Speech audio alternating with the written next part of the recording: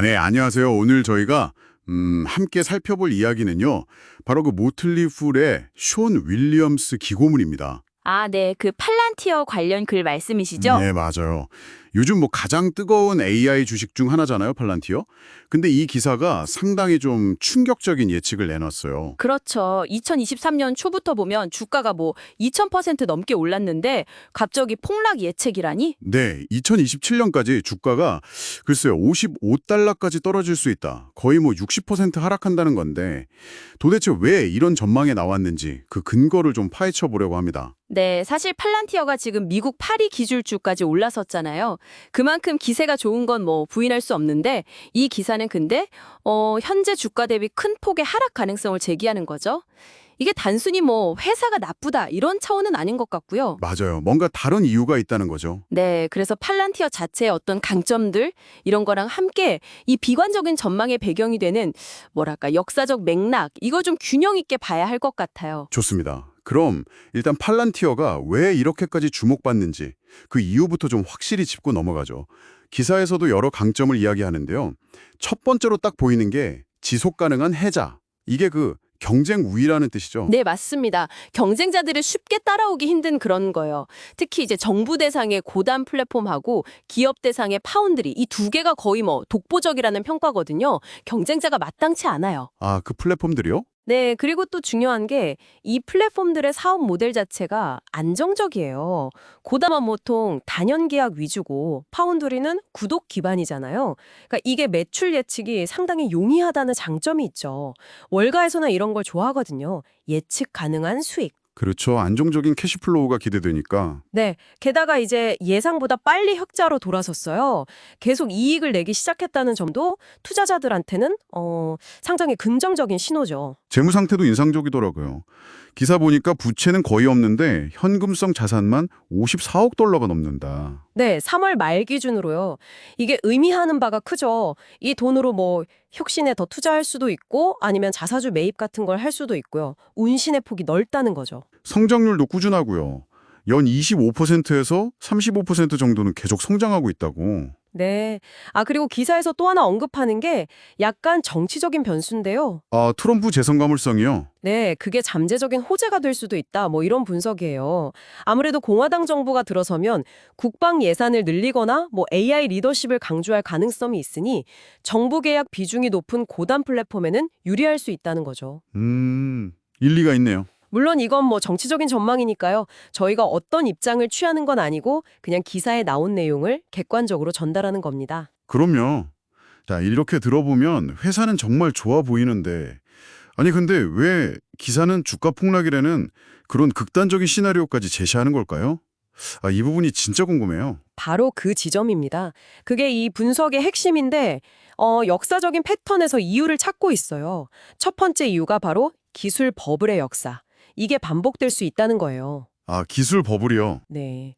지난 한 30년 보면 인터넷 혁명 이후에 나온 거의 모든 차세대 기술들은요. 초기에 엄청난 기대를 받다가 결국 거품이 꺼지는 과정을 겪었거든요. 왜냐하면 투자자들이 보통 그 기술의 초기 효용성이나 뭐 도입 속도 이런 걸 너무 과대평가하는 경향이 있었기 때문이죠. 아, 그러니까 지금 AI에 대한 열기도 어쩌면 과거 닷컴 버블 때처럼 좀 과열된 측면이 있을 수 있다. 이런 이야기군요. 네, 그런 맥락이죠. 엔비디아 실적 보면 기업들이 AI에 막대한 투자를 하는 건 분명 사실이에요. 그런데 그런데 그 투자가 정말 얼마나 효율적인지, 이게 꾸준한 투자 수익률, 그러니까 ROI로 이어지는지에 대해서는 아직 확실한 증거가 좀 부족하다는 지적이 있는 거죠.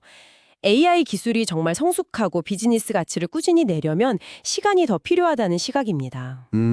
듣고 보니 그러네요. 그래서 팔란티아의 계약 구조가 뭐 단연 계약이나 구독 기반이라 단기적인 충격은 좀 완화할 수 있겠지만 만약에 정말 광범위한 AI 버블 붕괴 같은 게 온다면 투자 심리 자체가 위축되는 건 피하기 어려울 수 있다는 겁니다. 역사가 반복될 수 있다는 경고인 셈이죠. 와, 기술 버블의 역사라 상당히 좀 설득력 있게 들리는데요. 그럼 기사가 제시하는 두 번째 이유는 뭔가요? 그건 바로 밸류에이션 문제입니다. 기업 가치 평가요. 아무리 좋은 회사라도 너무 비싸게 거래되면 위험하다는 건 뭐 기본적인 얘기인데 그렇죠. 팔란티어의 현재 주가 수준이 이게 역사적으로 봐도 너무너무 높다는 거예요. 기사가 인용한 게 6월 20일 기준인데 그때 팔란티어의 주가 매출 비율, PS 비율이라고 하죠. 이게 지난 12개월 실적 대비해서 무려 110배에 달했습니다. 110배요. 잠시만요. 110배. 그게 어느 정도 수준이죠? 보통 뭐 닷컴 버블 때 잘 나가던 마이크로소프트나 시스코, 아마존도 PS 비율 최고치가 한 30, 40배 정도였다고 들었고 최근에 AI 대장주 엔비디아도 그 정도 아니었나요? 네, 맞아요. 심지어 그 30, 40배도 장기간 유지되진 못했거든요. 근데 110배다. 이건 뭐 비교 대상을 찾기 어려울 정도로 정말 극단적인 수준이라고 봐야죠. 이야, 정말 상상 이상인데요. 네. 심지어 기사 예측대로 팔란티어가 2027년까지 목표 매출 한 66억 5천만 달러 정도를 달성하고 주가가 55달러까지 정말 떨어진다고 가정을 해봐도요. 그때 PS 비율이 여전히 20배 수준이에요. 이것도 사실 결코 낮은 수치는 아니거든요. 와, 그렇군요. 그럼 정리를 좀 해보면 팔란티어라는 회사 자체는 굉장히 강력한 기술력 또 사업 모델을 가진 좋은 회사인데 현재 주가에는 이 AI에 대한 기대감이 너무 과도하게 어쩌면 비이성적으로 반영되어 있어서 과거 기술주들의 역사적 패턴을 볼 때 큰 폭의 조정 위험이 있다. 이런 분석인 거네요. 네, 정확하게 요약해 주셨습니다. 오늘 살펴본 분석이 바로 그거죠. 기업의 실제 펀더멘탈, 그러니까 기초 체력이랑 시장 참여자들의 기대감 사이에 어떤 괴리가 생길 수 있는지 그걸 잘 보여주는 사례 같아요. 특히 팔란티어처럼 이런 혁신 기술 트렌드 중심에 있는 기업일수록 이 간극이 더 커질 수 있다는 거고요. 그래서 단기적인 어떤 시장 열기에 막 휩쓸리기보다는 좀 큰 그림을 보려는 노력이 왜 중요한지 다시 한번 생각해 보게 됩니다. 네, 오늘 말씀 정말 흥미로웠습니다. 들으면서 마지막으로 이런 질문이 좀 떠올랐는데요.